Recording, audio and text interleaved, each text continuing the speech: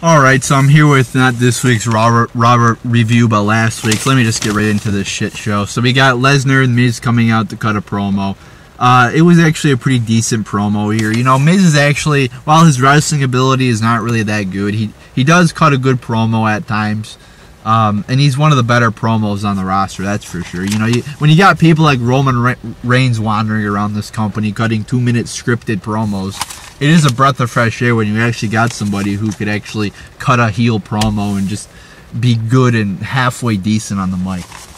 So, I mean, it was a good promo from The Miz. I would have preferred a little bit more back and forth between the two because Heyman's obviously a very good promo and so is Miz, but once again, they cut everything short. They can never give anything like a 15 or 20 minute segment. They got to get in like 1,000 segments in a 3-hour show. They can't just say, hey, we're only going to have 10 segments and we're going to put, you know, a good amount of time into each one. No, we're going to have like 22-minute segments. I mean, it's ridiculous.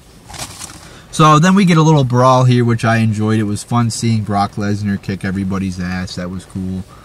So overall, a decent segment. I thought it could have been better, though. Then we have Sheamus defeating Rollins. And what they're doing with these matches now, like, this was a 5-minute match. So we got 5 minutes and 10 seconds of wrestling on television, but they stick a motherfucking commercial in the middle of it, which totally breaks up the momentum. So what we're really seeing is two separate 2.5 minutes of wrestling. It's like they feel the need to put a commercial inside of every match now, even though the match is only 5 minutes long of televised wrestling. So it wasn't a good match. It was boring, it was short, it could have been much better. 0 out of 5 stars. Then we have Jordan defeating this. I don't understand this. So apparently they're in Toronto, and they have a Toronto native wrestling a fucking babyface. Like, this is like basic fucking writing, creative writing. You don't take a fucking hometown guy who has a Toronto name or whatever the fuck and place him in a match with a new babyface who you're trying to get over. So you're really fucking Jason Jordan right up the fucking ass with this. First off, you put him in a terrible storyline with Kurt Angle. He's an illegitimate child. I mean, it doesn't get any more embarrassing than that, any more retarded than that. And now you're putting him against a hometown guy. Yeah, that's really gonna get him over. Good job, guys. 0 out of 5 stars. It was a 1 minute and 20-second match. So then Bayley wanders out there. You know, we didn't see the motherfucking 20-foot penis Bayley buddies, thank God, in her entrance. But she wanders out and says she was injured. You know, it kind of looked like she had some injury last week. You know, when Nia Jax threw her on her shoulder. So she's injured, you know, sucks for her, but doesn't suck for me because I will not miss her at SummerSlam, that's for sure. Do you want a hug, guys? You know, do you need a hug? Ah, get the fuck out of here with that 8-year-old bullshit. So apparently they're gonna have, you know, some matches to create a new #1 contender, and I kind of liked how they did this with having 2 triple threat matches. I like the format, however they didn't execute it too good. So we have Banks defeating Emma and Alicia Fox in a 4-minute and 45-second match. It's like, if you're gonna have a again, here we go, short once again. If you're gonna have a motherfucking triple threat match, make it like a 10-minute match. I mean, 4 minutes and 45 seconds is unacceptable for a triple threat match. So I gave it a 0.75 out of 5 stars. Just not an adequate match. Too short. Then we have Gallows and Anderson defeating the Big Show and Enzo Amore. And what they're doing with this storyline is so motherfucking retarded. So they got Enzo Amore, who's an up-and-comer, who's too much. He's not even qualified to fight Big Cass because he's just so much more worse than him. So he has a 45-year-old washed-up 7-footer fighting his battles for him because he's too much of a pussy. He's not talented enough. So we have Gallows and Anderson, like I said, defeating these two. It was only a 3-minute and 25-second match. 0 out of 5 stars. So after the match, you got Big Cass coming out to fight Big Show and Enzo, and he gets his ass knocked out. So yeah. So instead of, you know, usually when 2 tag teams break up, you know, usually when a tag team breaks up, those 2 wrestlers will create a feud amongst each other.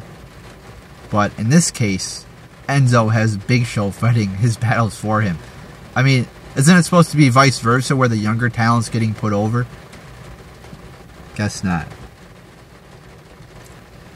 So let's look at the first 4 matches, which were all on this show under 5 minutes. Actually, the Sheamus Rollins was 5 minutes and 10 seconds, but for the most part, under 5 minutes.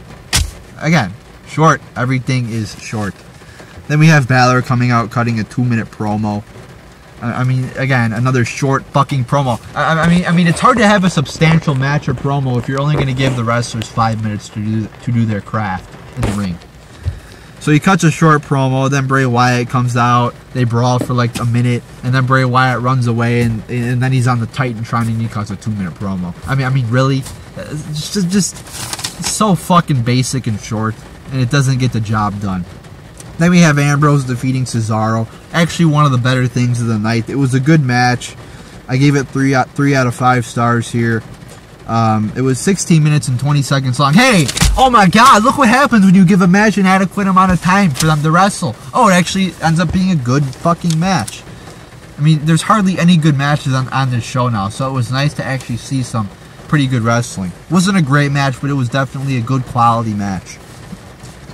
Ambrose beats Cesaro. I mean, it seems like a recurring theme on this show is making champions look like they fucking suck and hardly putting them over. I mean, you got Sheamus on the outside being of a distraction, and Cesaro, the tag team champion, still loses. So then Sheamus and Cesaro get beat up by Rollins and Ambrose. So not only do they lose, but they get their ass kicked. And then Ambrose sticks his hand out to do the little fist shield thing or whatever the fuck. Oh. And Rollins then refuses. So what the fuck is that? So after fucking 1 month of Rollins basically saying, "Oh, I want to suck your cock, Ambrose, if we can reform the Shield," he then walks away from the opportunity to do so. I mean, what the fuck? It's like what is Rollins on his period or something? I mean, all this talk of burn it to the ground too is fucking retarded.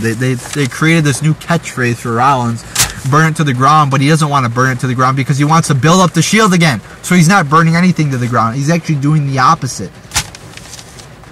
So, I mean, this is just making no sense, and I'm getting tired of it.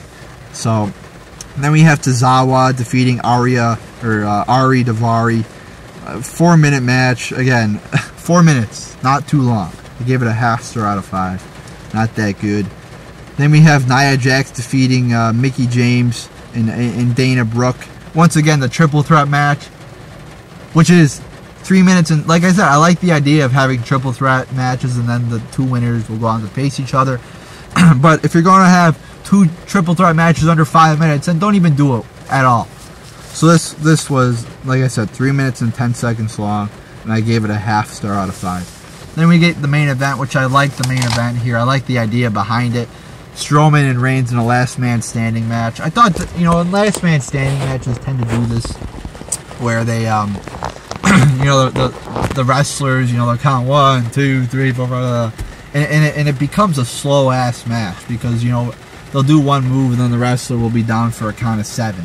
And they'll do another move and it'll be down for a count of 8. Right? And so it drags on. I thought this dragged on a little bit, but there were still some good moves. I enjoyed how they had a last man standing match on Raw.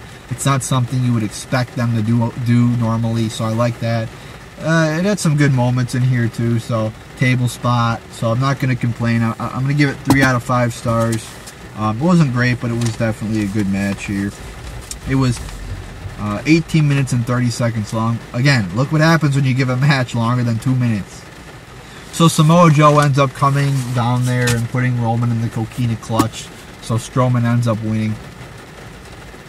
But what I didn't understand is why you would have Lesnar cutting a promo with The Miz if he's not in a feud with The Miz at the beginning of the show and not have him appear at the end of the show. It just really makes no sense. And then the week before you had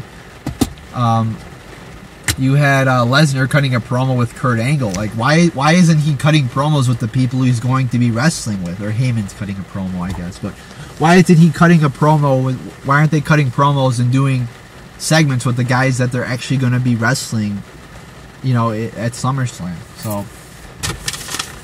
So you had actually a couple of good things on this show. I mean, it was still a lot of bad shit, but you had probably 3 good segments. The Lesnar and Miz segment was good. The Ambrose and Cesaro match was good, and the main event was pretty good too. So I'm not going to really go off too much on this show because it's not too often we actually get a few good segments on this show. So I mean, I'm still not, I'm still not saying I'm gonna suck Vince McMahon's cock and say the show is a quality show, but it was better than normal.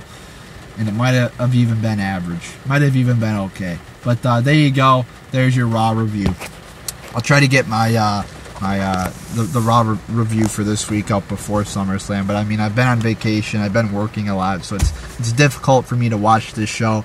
And the last thing I want to do after coming home from working a long ass day is watch wrestling, because that is a job in of itself. So there you go, people.